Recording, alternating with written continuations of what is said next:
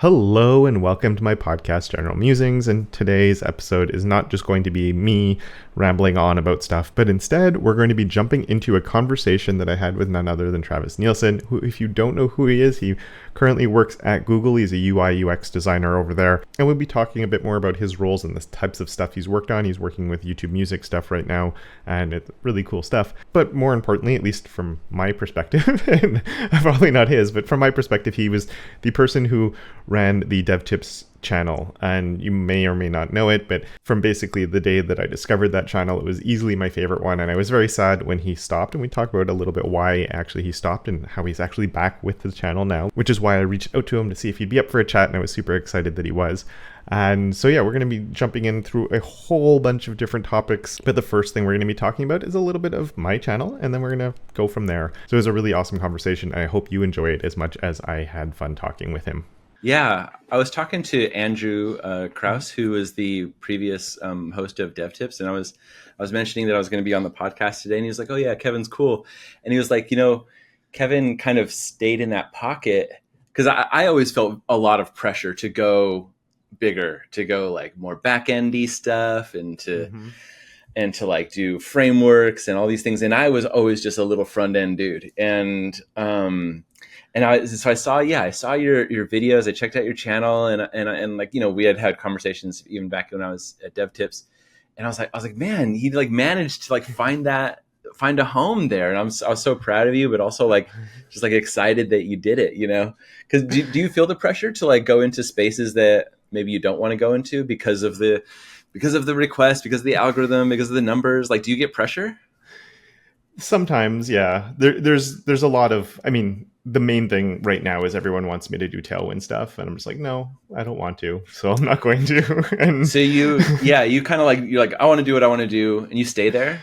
Yeah, and it's also now I see it as I've sort of verified that what I'm doing is working with sort of the size of my audience and everything else. So like, you know what? I can just keep doing what makes me happy. It wasn't always that. Yeah. You have to like find it, right? Yeah. There's a lot of experimentation, maybe like a lot of like mistakes or something along the way, bumps or, along the way. But It's so cool that you landed. It's kind of like, trying a new trick on your skateboard, right? You have to like try it so many different times, and eventually you land it.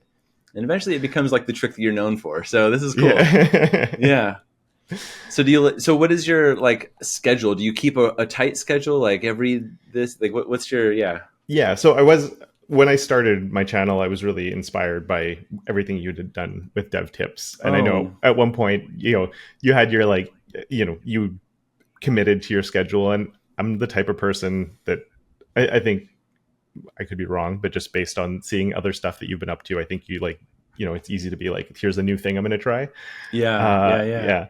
So I'm very much the same on that. And so I was like, if I'm going to do it, I'm going to commit, try and do one video a week and just stick with that and see if I can keep up with it. Right. Obviously I took a few breaks along the way, but I was pretty consistent with that. Yeah. And then I ended up going full time with it, and then was like, I'm going to be able to do like 5 videos a week. This is going to be amazing.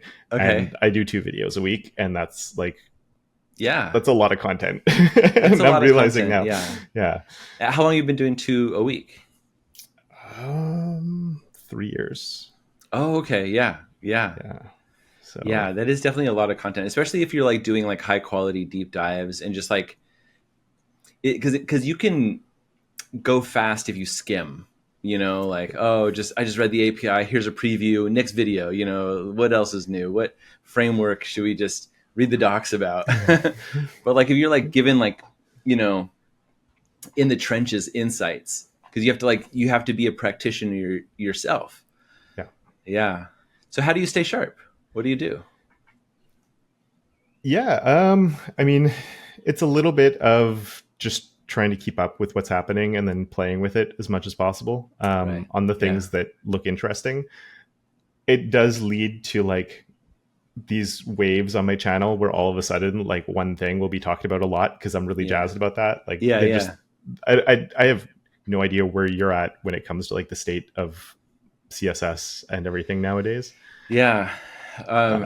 For me, like when I like toward the end of my channel, I realized because I I joined Google, and by that time I was not coding at all, because like I would try, like I would show up with prototypes and stuff, and the engineers would be like, "Oh, that's cute," like, and so like the kind of like, I don't know, I didn't really code anymore, and so the only reason that I was kind of keeping up with it was for the channel, and so when I stopped the channel, it was amazing how fast the world just blew right past me, man. Like, yeah, I was talking to Adam Argyle just like the other week. He and I are buds. We keep up offline. Nice.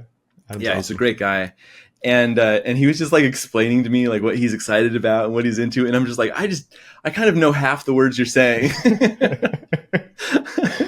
and then we could talk about banjos for like 20 minutes. Like I could hang. Yeah, I love talking with Adam. Just I always feel like people are like, so much about CSS and stuff, and then I talk to Adam, and I'm like, I know nothing. Like, this guy is at another level. Yeah, he's an encyclopedia of that stuff, and I guess like you, right? Like he's keeping sharp because it's his main focus, right? He's not doing something else on the side, and this is an interest that kind of got bigger, and he has to balance them. And I think that really helps him, and like not just like it enables him, you know what I mean? Like, and I'm imagining for you too, like that's like your secret weapon, maybe. I don't know. I'm just projecting, I guess. Yeah. I mean, I think looking back, because I didn't realize it at the time, but the reason I sort of got into development was just because I was playing with CSS so much, I think. It's fun. Like, it was my favorite. I never wanted to move like to these, like the Angulars and the all these kind of, what's the other one? The Reacts and stuff. And I was just like, I just want to do really complicated selectors, guys. Let's just do Yeah. And it's definitely one of those, like, I mean, at the time I was doing like WordPress stuff, and I would just, I realized making custom themes was a waste of time. And I'm like, I could just make a child theme that's always the same thing, and I just delete the CSS file and start over again. And so like, that was the early days. And then I ended up teaching like in the classroom, and that's how I found your channel. Oh, okay. So you had like a group of students that you're taking through some coursework. It was, I was, when I first started teaching, it went from being like, I know what I'm doing with this stuff, to then like, you're in front of a class trying to explain it. And I'm like, I have no idea what's going on here. Yeah. Right. Yeah. And then it might not have been the floats video that you did, but I think that was the first video of yours that I saw. Okay. And it was just because like, I don't know how to explain floats. Like, I have no idea. Yeah. Yeah. And back then you needed to not so much now, right? No, thankfully. This is kind of like the era of like, do you guys remember tables? Like, that's when we were in that floating world. It was like, thankfully we don't have to use tables anymore. Yeah. But now it's like, there's much more like the much better solutions now than floats. Yeah. Thankfully. Yeah. We've come a long way. And in a way that was lucky for me with when I started my channel, just because CSS sort of started the whole, let's make it into like, give it the right tools now. Yeah. Basically, as I was starting, like Flexbox finally was working ish. And then grid became a thing. And then sort of from there, but yeah, it was good timing out of just pure luck on my part. And now I only talk about it, and I have trouble keeping up with it. Right. Because it's accelerating even more than it was at that time. Yeah. Yeah. It's crazy now. It's crazy. So like, even if like the authority spaces, in the industry are having trouble keeping up with it, like, it's pretty, like, who is expected to be, proficient in these things? Yeah. Well, do you see AI changing that much? Because like, I don't know, I saw these remarks from the NVIDIA fella. What is your take on that? Right now, I don't really see anything that's like I'm too worried about. And for early on, when like the whole thing was happening, I was sort of trying to get what other people think, and you're keeping like seeing where the thoughts are, because obviously, especially in the early days, it was very it couldn't do too much in the coding spaces. But there seemed to be a lot of people saying like, oh, front end's gonna be the first thing it can do. And I was like, to me, that's the hardest part, because there's like everything is in context there. You can't just isolate, it's on a page and it lives with all these other stuff that's on the page. And if you change one of those, it changes the other one that's there. And yeah. And like with like, programming, when you run a test, you can run a test and see if it compiles or not, if it throws an error or not. But with like front end, your test is your eyeballs. You're like, does this look right? So that is interesting. Yeah. And especially now too, with like, well, now it's been forever, I guess, but like the responsiveness and everything has to work. And it's just like, you can't, there is testing stuff you can do, but it's so limited still. So what are the new tools that you're interested in? I haven't really been blown away by anything yet. Just I keep sort of, yeah. Yeah. What is the IDE that you use? Oh yeah, I'm using VS Code. VS Code. Okay. Yeah. I was a big Atom user back in the day. Follow it. Yeah. And then I'd already switched to VS Code at the time, but it was still sad when that hit end of life. And I was like, oh, that was a good time. My wife took a web development and programming course at Berkeley. It was like a 10-week intensive or whatever it was. And she was using VS Code, and they told her to use VS Code. And I was like, what's this? Go use. But she was right. Like that's like things change, right? They take off. Yeah. Yeah, it's funny how like there's just those shifts. And I remember when it was happening too, and I was like, no, I'm sticking with Atom. I'm gonna use that. And then I was like, there seems to be a lot of hype. Maybe I'll give it a try and just see. Right. And then I was like, oh, okay, I kind of get why people like this one more. And then I can't even count the amount or the the number of code editors that I've used. I remember one that I loved was called Espresso. And did you remember Espresso? Okay, cool. It was made by the guys who made CSS Rabbit, which is like such an old tool now. Like I can't even imagine anybody using that stuff.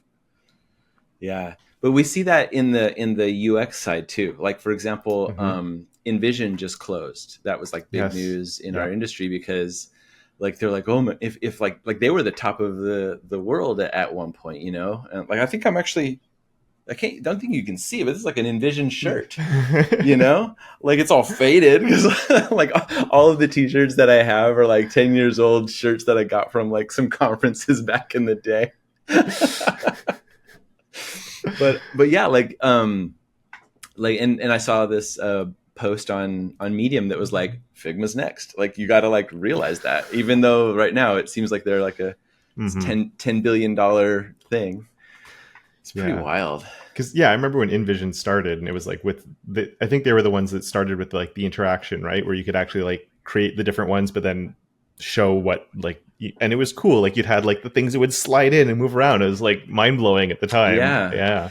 But at that point, we were all using, or at least I was using Photoshop to do UX, and you could like fudge with it, like have different folders for different views, like view different pages. But essentially it was like one document per page. This is the home screen. This is like the profile page. And there were 2 different documents in a folder somewhere. And they're all like 80 megabytes each. And now they're just like 100 of those on one artboard in a browser. It's like, what? I don't know. I wonder like if I could have, like if I could step back and show that version of Travis, like what we're working with now, like would he feel overwhelmed and just be like, I can't even, there's no way I could keep up with this. I don't know. and like to to complement that idea, like if you could go, 5, 6 years, 10 years ahead, and that Travis showed me what they're working with then, like would I even like, how would I feel about it? Like it's all AI generated or whatever? I don't know. Yeah. What's your take on the AI? It's interesting. Yeah. Like, so I'm kind of like in a privileged position with that because I work at Google and YouTube, and we're always experimenting with it and messing with it. And so like, for example, when Sora came out and everybody was like, oh my God, like text to video, that's incredible. It's going to change everything. And for me, it was just like, yeah. Yes. So yeah, I mean, and then there's the thing where like there is a walled like I can't see over the wall. Like I can't see what OpenAI is doing, what Microsoft is doing. I only know what Google is doing. Mm-hmm. And so like you do get kind of like, oh, they did a pretty good job of that thing that everybody's thinking about, you know? So like there's like it's a very heated competition. I feel very excited to like be inside of one of the think tanks, and in particularly in my role at YouTube Music, I've been fortunate because of my like eagerness to embrace that type of stuff, and maybe a bit of dumb luck in the positioning of what you know things I'm in charge of. So like I'm in charge of playlists, and we recently released a feature on YouTube Music where you can generate an AI cover image for your playlist. So that was a really cool project to work on, because that was like, it was incepted right when ChatGPT came out, and I was just like, whoa, this is crazy. And then I got into Midjourney, and I was like, hey guys, what are we going to do with this? And they're like, hey, we have these models. And I'm like, really? Well, and like we kind of like put it together, and at first it was like, it was kind of just me and an engineer just like talking to each other and messing around and sending each other weird ideas. And then, you know, my good friend, my PM, Chris, came back. He was on a paternity leave, and he came back to this changed world, right? Like he stepped out for, I don't know, he was gone for like 2 months, and he came back and he's like, what is going on? and then we spin up, you know, and like, yeah, we just like really aggressively, and we just launched that feature worldwide now. So anybody on YouTube Music can use this tool to create imagery for their playlist covers. And what's cool about it is that like, because of the explorations and because of like the weird ideas that we were shooting each other back and forth, we kind of keyed in on a few like principal truths, you know, early on. And one example of that is that like, you know, a blank text box, like a prompt box, is pretty intimidating. And one of the things that people need in order to kind of like effectively work with AI is an articulation. They need to know how to talk, and specifically talk to an AI, which is a little bit different than talking to a human, although it's getting closer and closer. So it's kind of like, do you know how to Google? Like, how good are you at Googling the answer to your you know, coding problem? It's like, how good are you at prompting to get the thing that you want?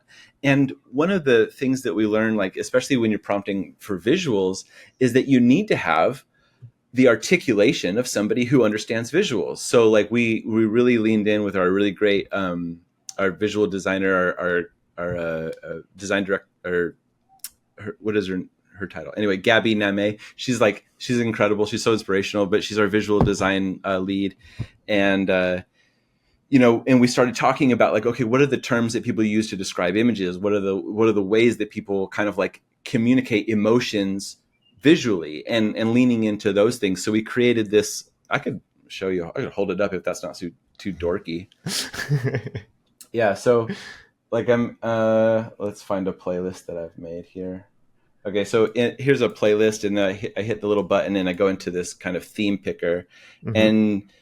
And like the theme picker itself, now it's like so obvious to us, but like at the time I wasn't doing like a theme. So But like, this is like what I was saying, like another way to help people to be articulate about what they want is to know that like, oh, the idea of jumping into colors or to like seasonal cycles or moods or animals, those are all distinct kind of like lexicons that like, do you know how to speak about animals, or do you know how to speak about landscapes or fantasy characters and things?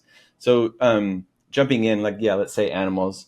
So what'll happen is you'll have a prompt come up that will like default suggestions and stuff, and you can select the different ones. It looks like this one is eagle in the style of Art Nouveau drawing, but I could select Art Nouveau drawing and have some suggestion chips come up. Right, and these chips will help me to articulate different art styles. So a lot of people may not think like, oh, a scientific illustration, and what does that mean? So when I hit generate a scientific illustration, after you say it, is pretty obvious what the differences are, especially if after you see it. But a blank text box, you may not be like, oh, give me in the style of like, you know, Hokusai, like the wave, like I want that kind of like Edo Japanese print style. And it's hard to like be articulate about like these visual, you know, terms and ideas if you're not steeped in like art history and things like that. So there was a few years ago where, gosh, I just had a 14-year-old birthday party for my daughter, but when they were young, when they were in grade school, kindergarten and first grade, my wife and I taught art class to the students, and we would go through and be like, okay, this is a Kandinsky. It's like very like lines and signs, symbolism, and it's like we'd practice these things with the students and show them that like you can like jump into expressionism where it's not really about the subject, it's about how it makes you feel. And what does that mean? And unless you've had like the fortune of like having that type of instruction or somebody to think through that stuff with you, it's hard to be like to describe what you want from these models. And so oftentimes you'll see very basic, like, give me an anime character, because that's all that most of us have like the articulation for. But if we had like more, linguistic like powers in that area, you could describe with more accuracy what you're looking for and get better results. And the same, the same principles apply to whatever your AI model is trying to do, whether it's generating text or images or programming code, like the superpower of somebody using AI going into the future is their actual articulation. How well are they able to express what's in their mind and in their heart? Mm-hmm. Which is like, is interesting because it's going more into those soft skills of like negotiating with an AI. Is this correct or is this not correct? And like editing and really thinking through your ideas. So I don't know. It's cool. I think it's pretty exciting in those ways that like, mm-hmm. like it helps us to be expressive and communicative, and even like the act of prompting helps you to talk, with more accuracy about what you're thinking. So I think in those ways it's pretty cool. Yeah, that just showing how you have like how that's working, where it's helping the prompts along. I appreciate, just because I remember when I first started playing with Midjourney, you're basically going through looking at what the other people did that got the really cool stuff, and you're like, what words were they using in there? That looks awesome, and like that's right. Reverse engineer something to look good. Yeah. But I think what you just mentioned is a really good point, in that I think like so many tools that we have now, and I think it's something we've gone through for so long now, like even with like Photoshop, when it used to be like to make a good selection was hard and you had to know all these techniques and do all these things.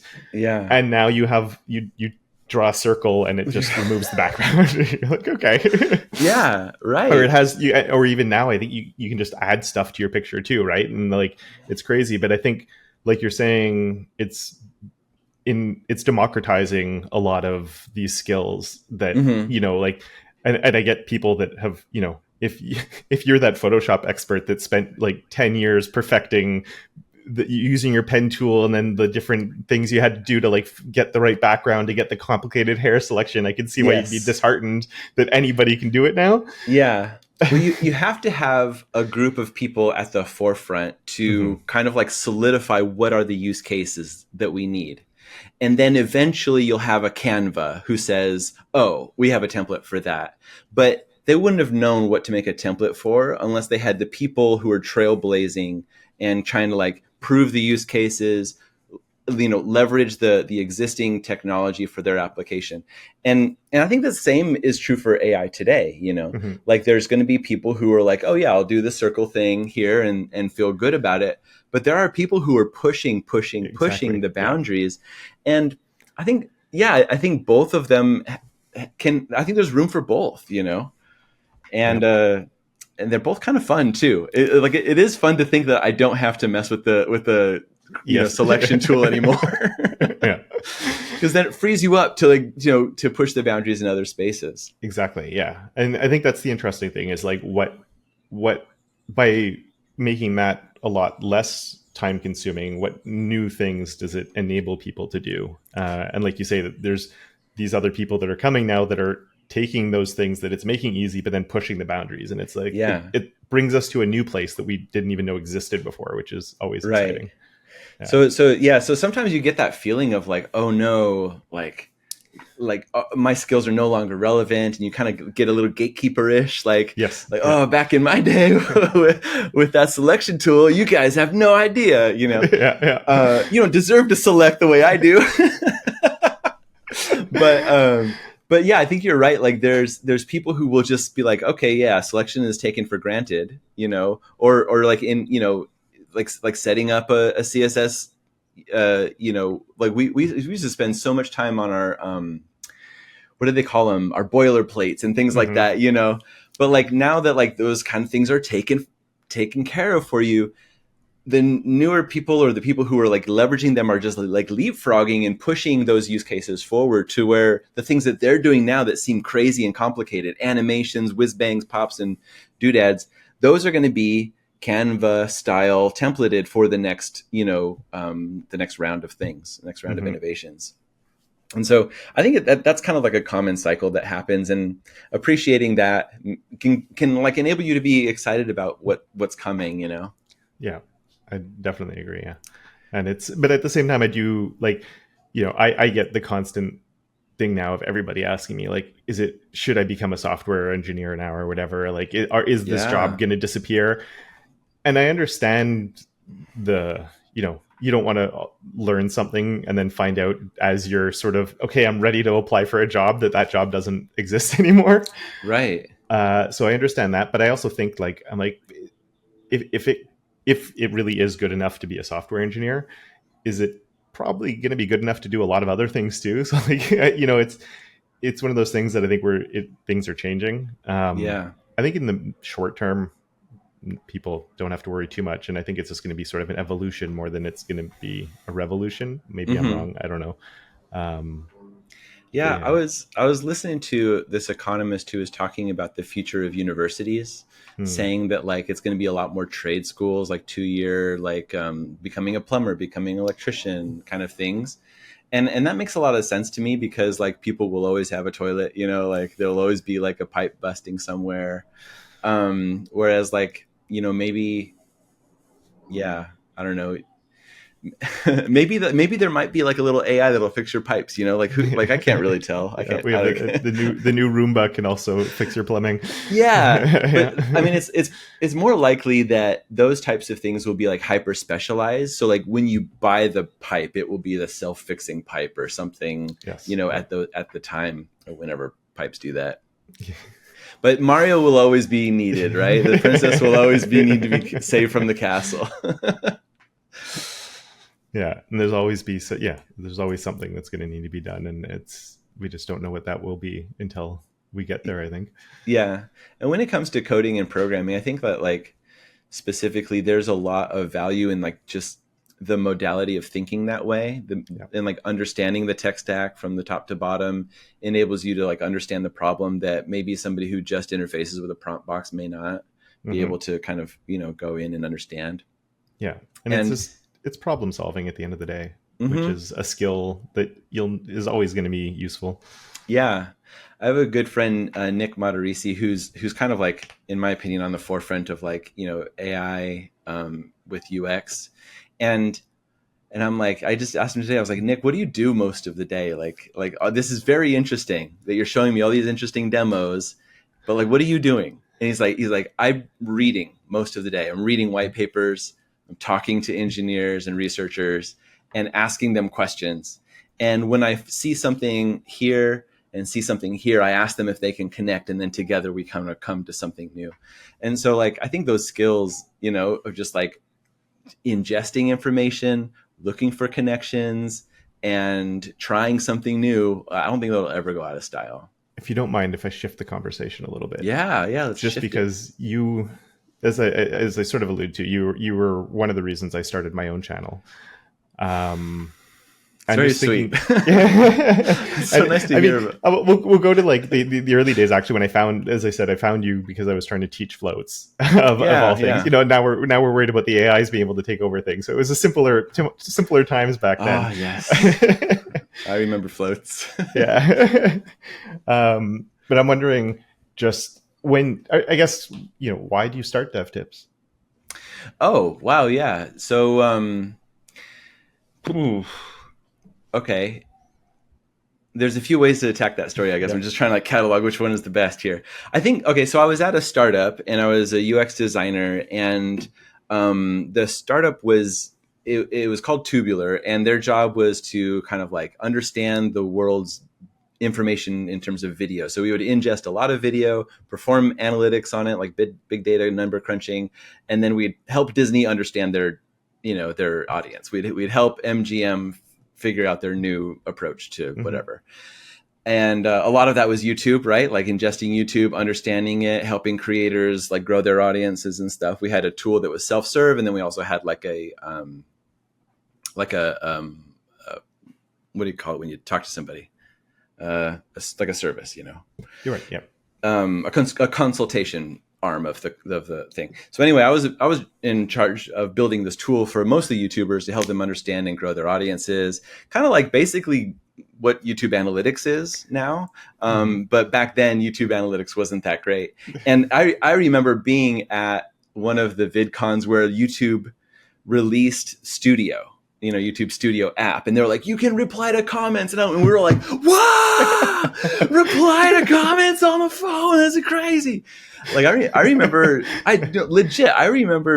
when I first started my channel, I had to go to Google Plus to reply to comments on YouTube. Yeah, like it was the only way I could be on the train and try to reply to comments, because I had this thing in my channel, I would reply to everybody for like years and years.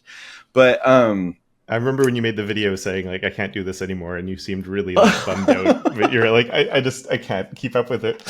Yeah. There's a tipping point.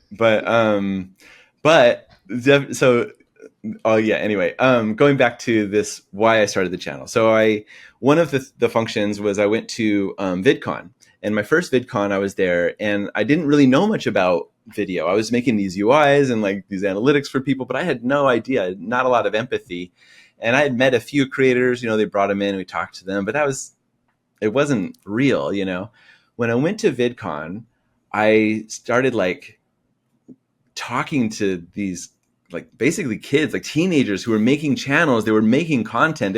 I was standing in line with them, and I'm like, what do you do? And they're like, oh, I do this. And like this one girl played a song for me, and it was like the energy was just like vibrating, right? It was electric. And I was there with one of my coworkers, and I was like, I think I kind of get it. I think I see something here. And I'm a creative person. I've always tried to like do things. I've always been publishing. I was writing a lot before I did dev tips. And I was like, I'm a much better designer than I am a coder, but I think like I could teach that easier, because it's like, does it compile or does it not compile? So it's easier to teach for me, at least I thought. And so I sat down right in the middle of the show floor at VidCon 2000 and whatever. And I registered dev tips. Dev tips for designers was like the long name. And I just didn't know what I was doing. And so I just started making these goofy videos in the garage, and just started uploading them. And fast forward a few years, and like it had kind of like taken off. And by that time, like I had become a little bit better at coding. So like I was always trying to get better. So like here's a true secret. I was always afraid that people would figure out that I didn't really know that much. I was always like, oh, my audience knows way more than me, and they're asking for things I don't even know what they're talking about. Like I was always like very self-conscious of that. But yeah, that was the genesis of the channel.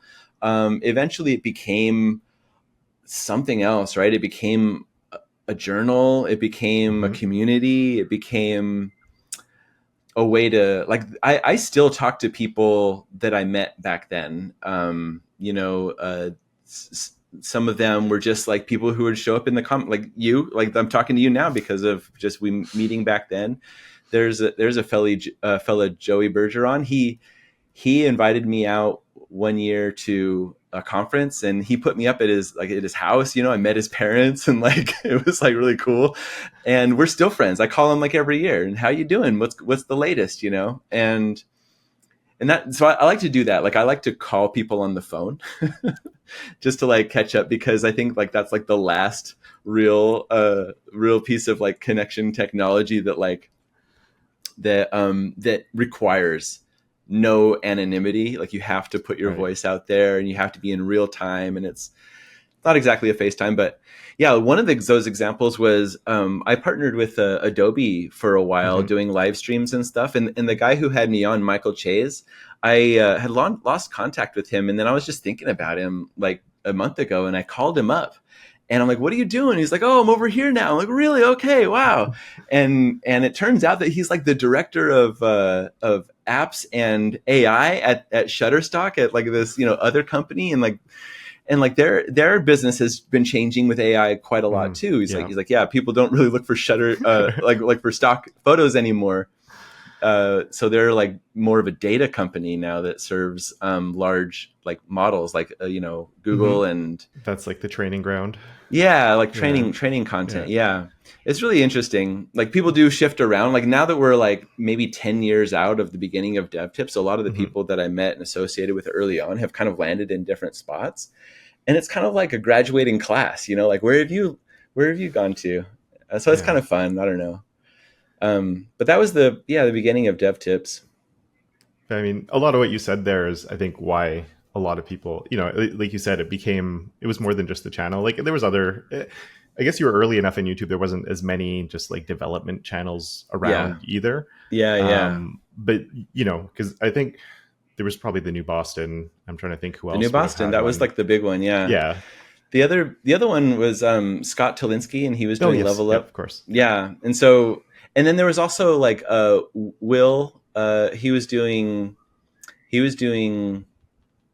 what was the name of his channel? But he was doing gangbusters, and he wasn't even making that many videos. I could tell you his name if I looked it up, but I called him like last year as well. Like, what are you doing? He's like, oh, not too much anymore of the videos, but yeah, the space was not as crowded, and also the production was like like bar was like way lower. Yeah. But I think that's you also like had the different aspect of that where you had a lot more like it was you, right? You were the face of it, but it wasn't just like this dry coding tutorial where it's like, here's a screen share, like, you're writing selectors on your face and like everybody remembers that one. Of course. I look back and it's so cringy. Like it's so bad. I see it every now and then. It comes up and I go, oh, I guess I'll go watch that. Like, what are they talking about? I'm like, oh, I used to get the comment like, back away from the camera, you're way too close. Like, because I would always just be like so close to the camera. I didn't know how to film myself right back then. I didn't know, and I didn't have like the camera that would show you a preview of what you looked like either, like a flip out whatever. I was just guessing that I was framed well. Like maybe I was just like this, who knows? Oh goodness. Yeah, a lot of that early stuff is super cringy.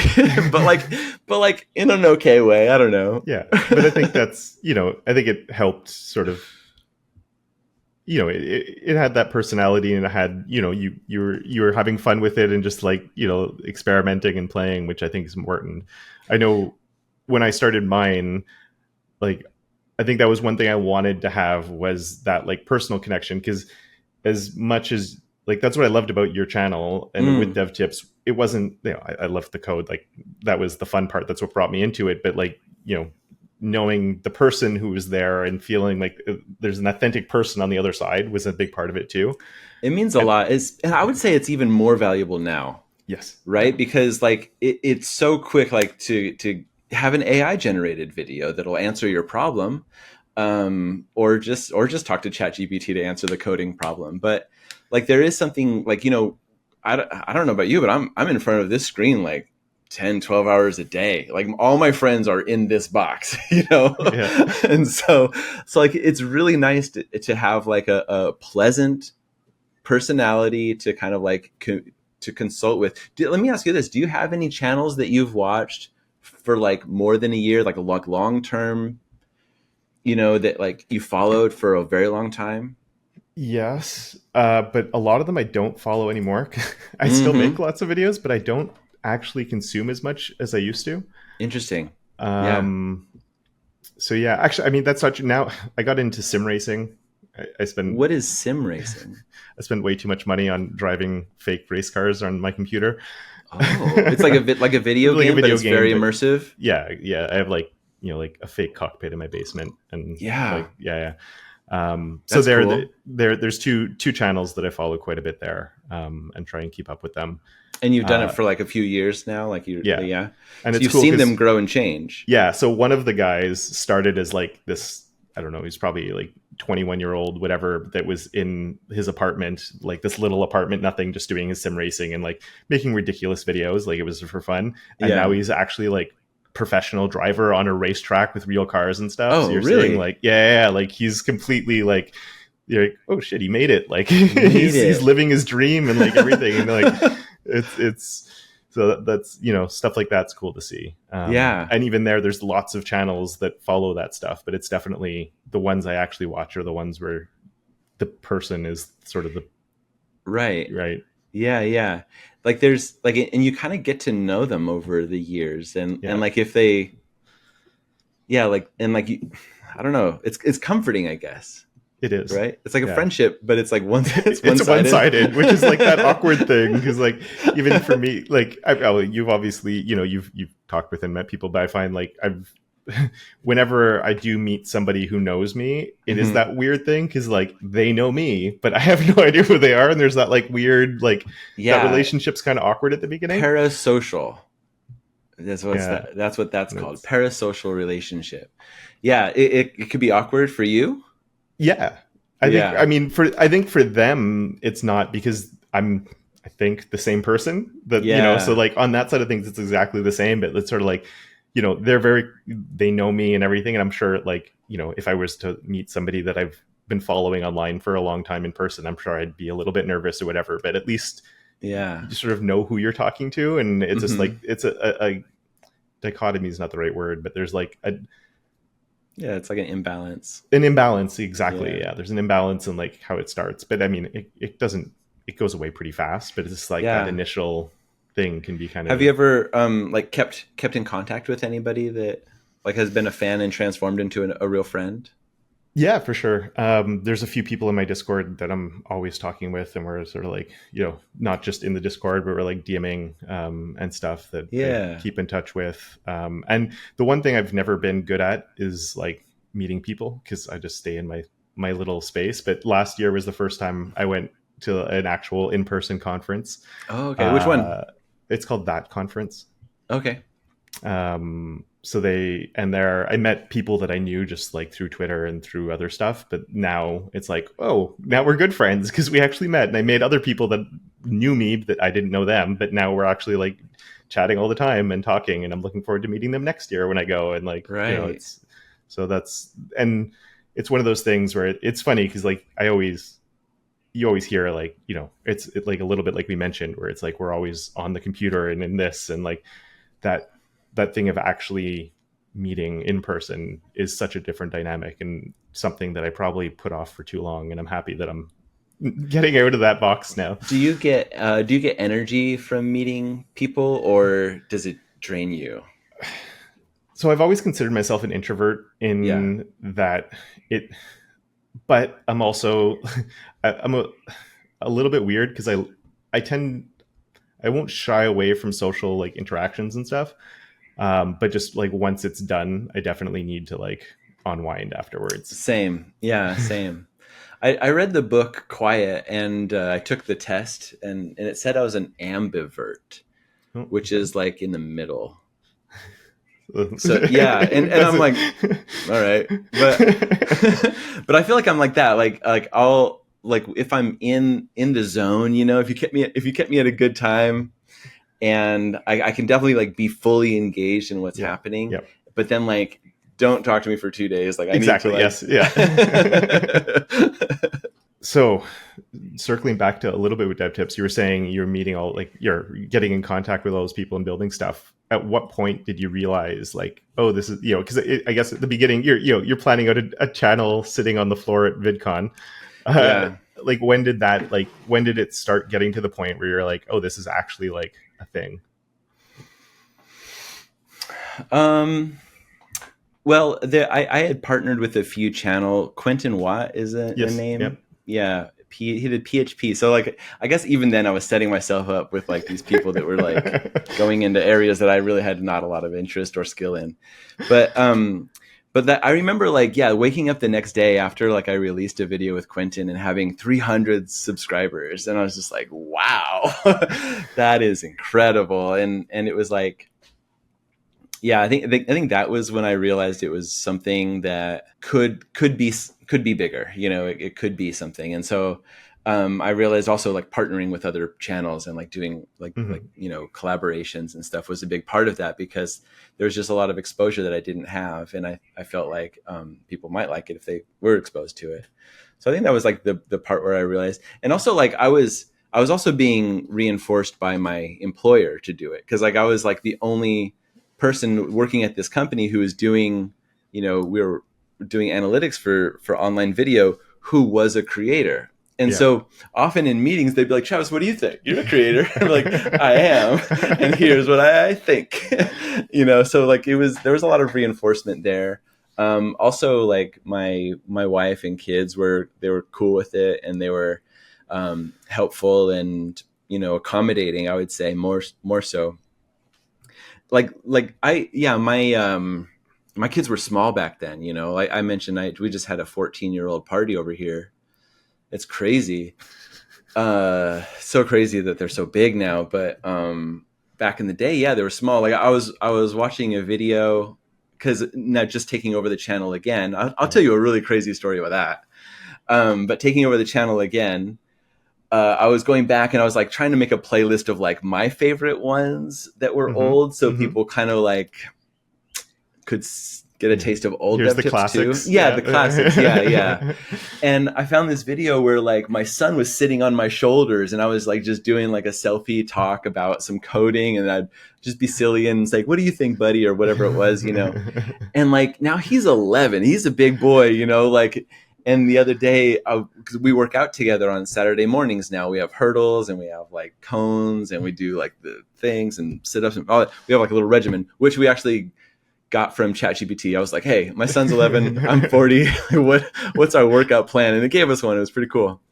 But anyway, he's so big now. And so to see him just be like this little boy sitting on my shoulders, just like not even aware of what I was doing, it was interesting. A little bit of mixed feelings, because I knew my focus wasn't on him at that time, you know? So yeah, there's some interesting sadness that goes along with the whole thing as well. As like, I had, you know, a full-time job, and I was YouTubing full-time, and the other things, I was writing a newsletter. I was doing several podcasts. I was doing a bunch of like attending conferences. I was flying around and traveling, like, and it was in some ways going to my head, like, oh, I'm cool, I'm important. Like I've never had this much attention in my life. And at the same time, like I was leaving behind these beautiful little kids where I could have like had a nice like walk in the park with them. And that would have been maybe just as important, you know, or maybe more important. But, you know, it's not all regrets. I think that like since leaving the channel and having that space, like especially during the pandemic where I transitioned into a work from home situation, like my relationship with my kids is like rock solid. Like we are best friends, you know, and they're cool, they're respectful, they're smart, they're like really good kids, you know. I'm just bragging at this point, but like I'm jealous. I wish I could say the same about mine. I'm kidding. No, I just brag. I just like, I don't know. Like I'm like a fan of them, you know, nice, instead of like me thinking that people should be a fan of me. I kind of, you know, the tables have turned. Maybe I don't know. There's been some growth on all the angles. I don't really know where I'm landing with this point, but I'm just kind of like, I guess in my own mind, comparing and contrasting life when I was doing all of this. It was so much, right? It was like 80-hour days. Like I think I made one blog post. It was like my 20-hour day. And that was kind of normal for me. I was doing this sleeping schedule where you would, yeah. Okay. Yeah. So yeah. I was sleep hacking so I could work more. Like, come on. I remember when you were talking about it, I'm just like, I don't think that's like enough sleep. Like, however it works.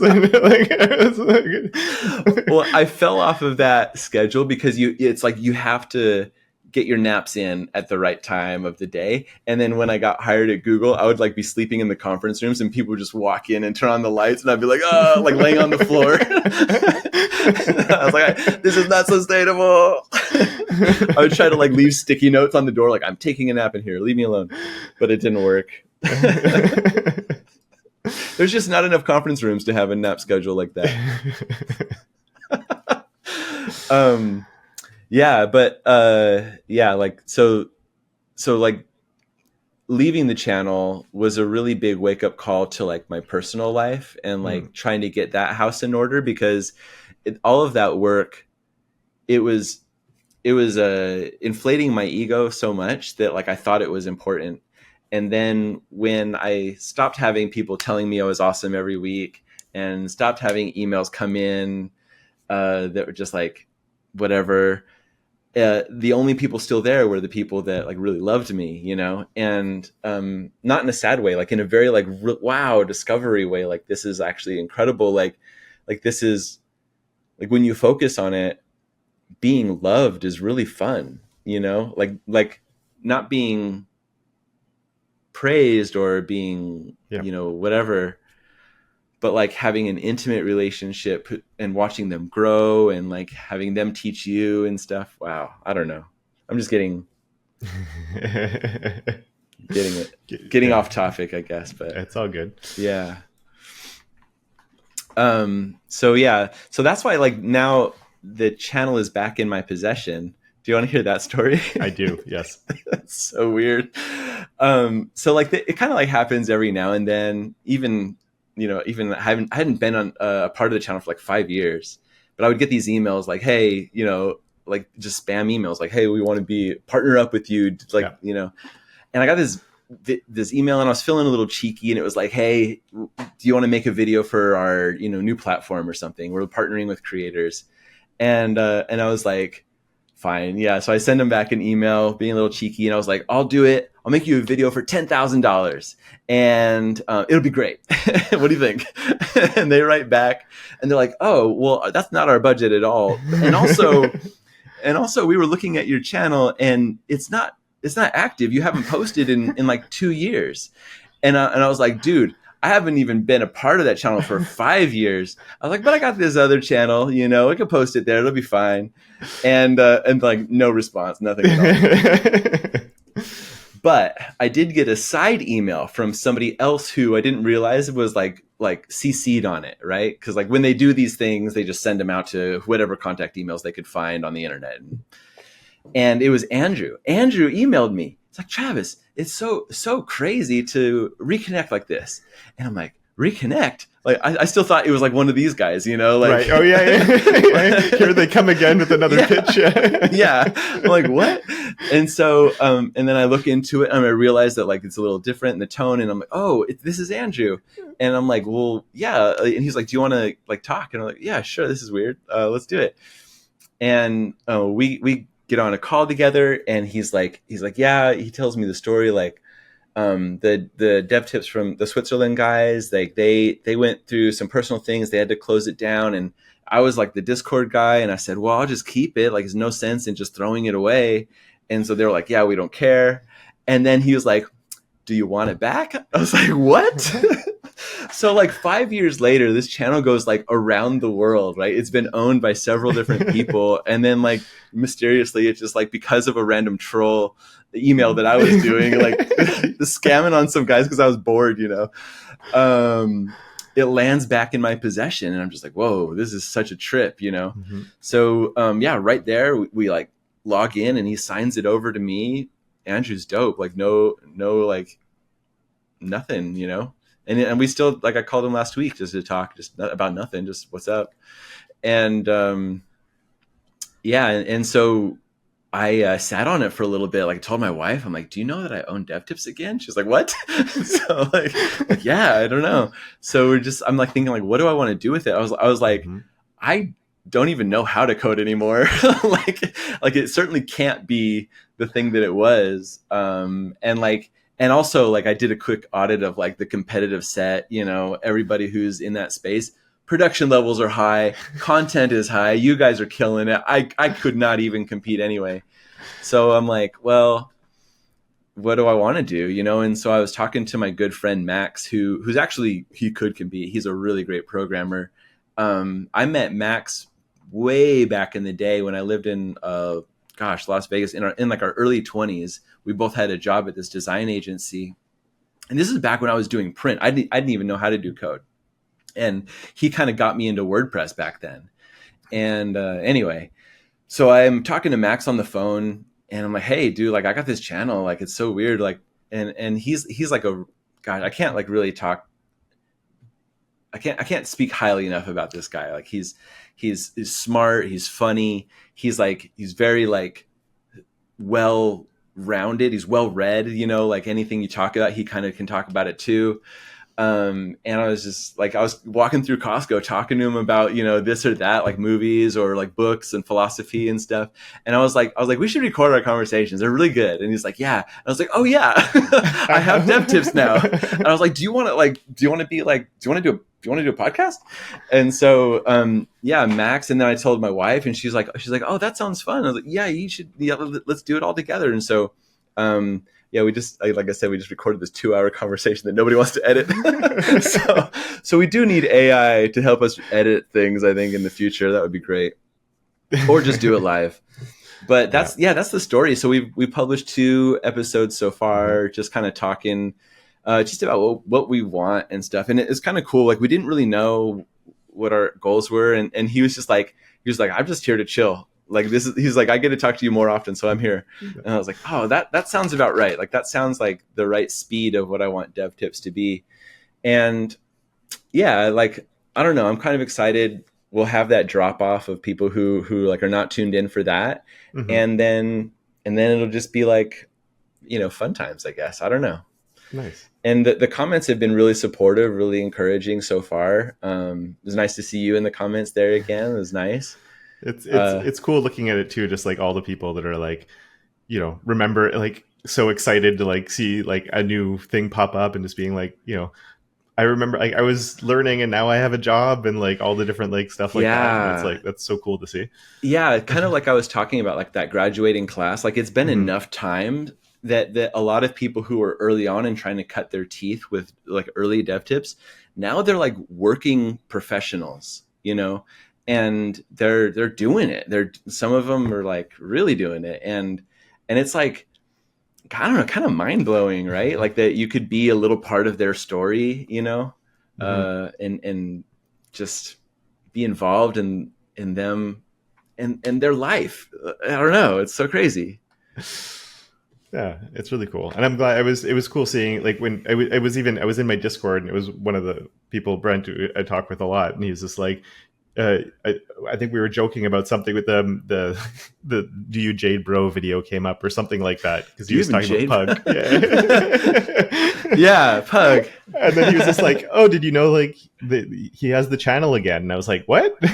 So I like immediately jumped over, and I'm like, "Oh shit! How did I not realize that?" But wow, yeah, that's cool. See, that's good that you're like connected with your community. They help you know things and like be in tune. It's really great to have like that support system and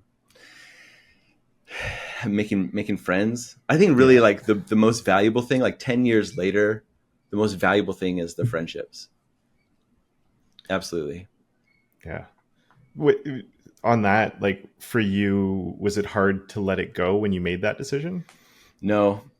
You were done. I was so burnt out. I was burnt out, not just on the channel. Like I was going through a lot of like emotional stuff. I was going through an identity. It was like my midlife crisis, I was going through all this stuff. Who am I even, like, what is the purpose of life? And yeah, when I quit, I immediately started doing other things. I started a painting channel. I started a music channel. I started several different podcasts, and I also started playing video games, which I wasn't able to do for like years and years, Yeah.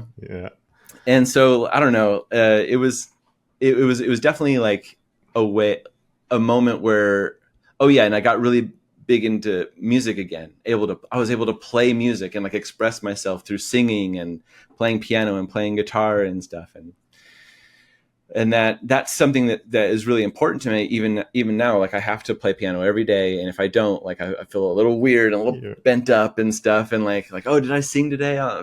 Voice is not feeling so good, Yeah.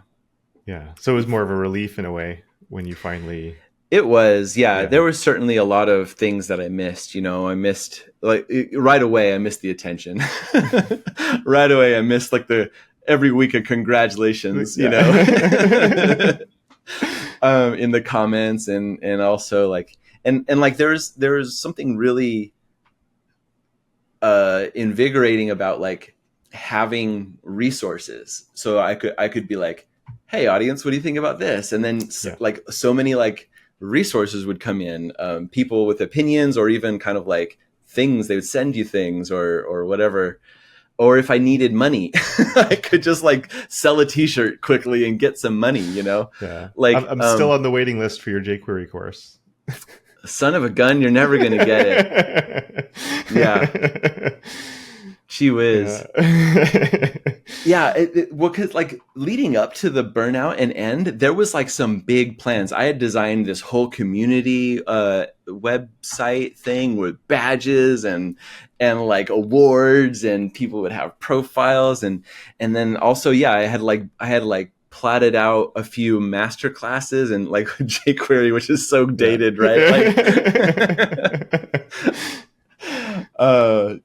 and like it became so much, and then when it went away so fast, and I was just like left alone in a room breathing. And I was like, oh, that's what my breath sounds like. It was really interesting. I got into meditation. I got into like, I got healthier. I started eating better and exercising and stuff like that.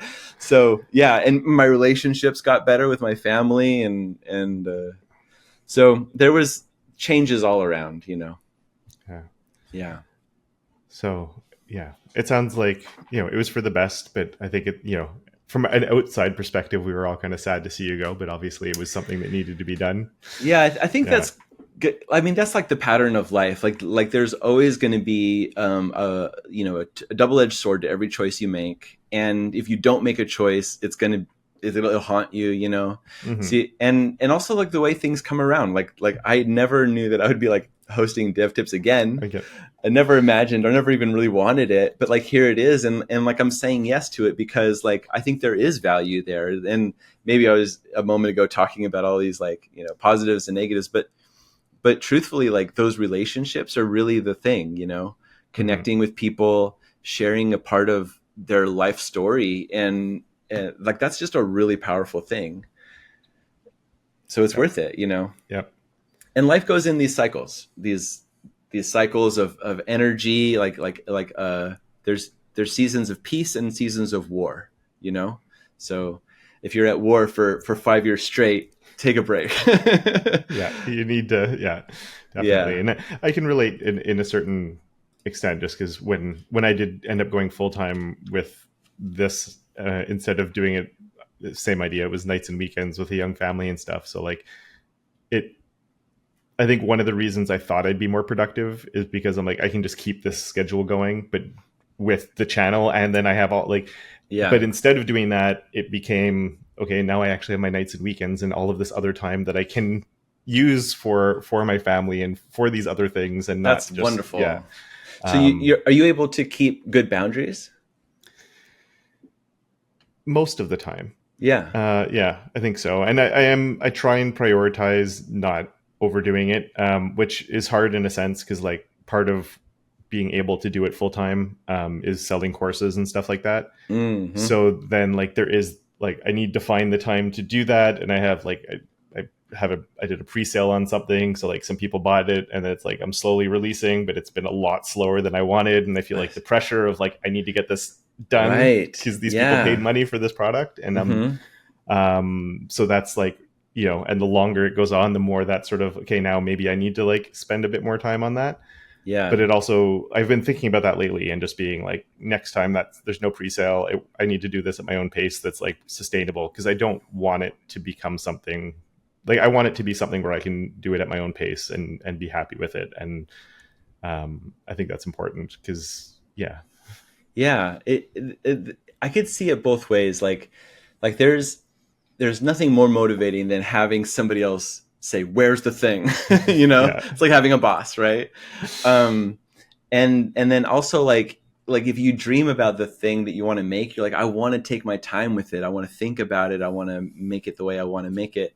So like I could see it both ways, and it must be like such a hard balance to make, especially like if you're not doing it as a side hustle, it's your main income source. So like there's also like the burden of like I need to feed my kids, you Yeah, know? yeah, exactly. Yeah, it's very different from when it's a side hustle and it's like, oh, that's cool. I can have like, especially in the early days, it's like I have an extra like it's date night money now or whatever it was. Like it was Right. like that was cool, right? And now it's you can't look at it that way, which adds that layer of Yeah.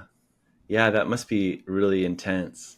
yeah, Yeah, I was with Scott. We were doing Scott Talinsky Level Up Tuts. We were like redoing his community webpage and everything. I was doing some like freelance work with him, and then they were acquired by Syntax. That's why I have like all, or they were acquired by what's that company called? it's I know who you mean, but it's Yeah, escaping me at the second. yeah, where Syntax was Syntax acquired was acquired, yeah. by Century. Sorry. Century, that's it. Yes. Yeah, by Century. And it was so interesting to watch him go through that transition too, right? Because he was hustling on his own. He had a few employees at that point.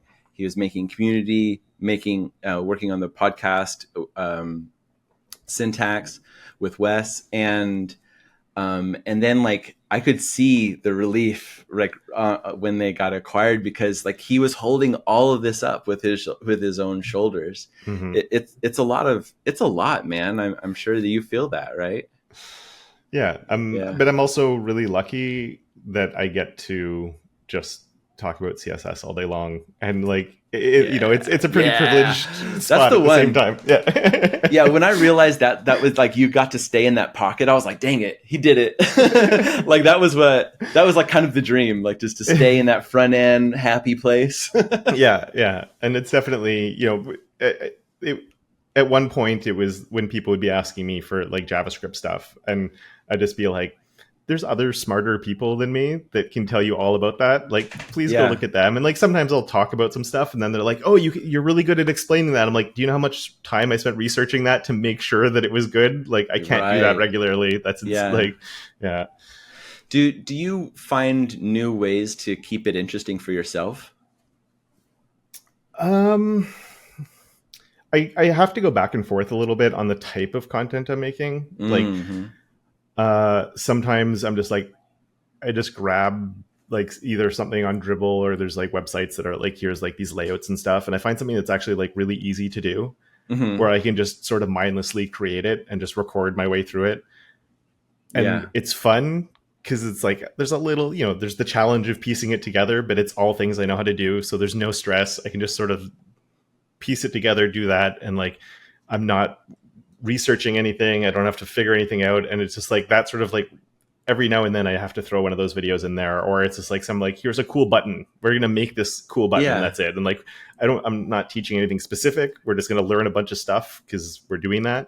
Yeah. And like those ones I find for me are really refreshing, and just like, I'm not, whereas like the other type of content where it's more like, some of it needs more research, or you're trying to like structure it in a very specific way and make it into a lesson and everything.